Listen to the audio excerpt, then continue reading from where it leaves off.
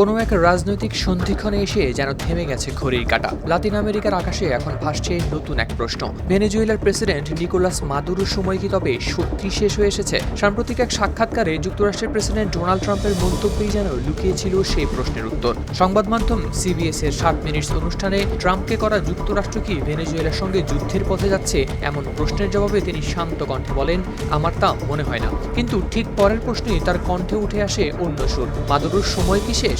উত্তরে তিনি বলেন, হ্যাঁ, আমার তাই মনে হয়। সংবাদ মাধ্যম এএফপির প্রতিবেদনে প্রকাশ পেয়েছে সেই তথ্য। এই সংক্ষিপ্ত উত্তরটাই যেন কূটনীতির কোলাহলে পরিণত হয়েছে এক আগুনে বারুদে। কারণ একই সময়ে যুক্তরাষ্ট্র ক্যারিবীয় সাগরে বাড়াচ্ছে সামরিক উপস্থিতি, চালাচ্ছে তথাকথিত মাদক বিরোধী অভিযান। নৌযানগুলোর উপর হামলায় প্রাণ গেছে বহু মানুষের। তেল সমৃদ্ধ ভেনেজুয়েলার প্রেসিডেন্ট মাদুরোর বিরুদ্ধে মাদক পাচারের অভিযোগ এনেছে যুক্তরাষ্ট্র।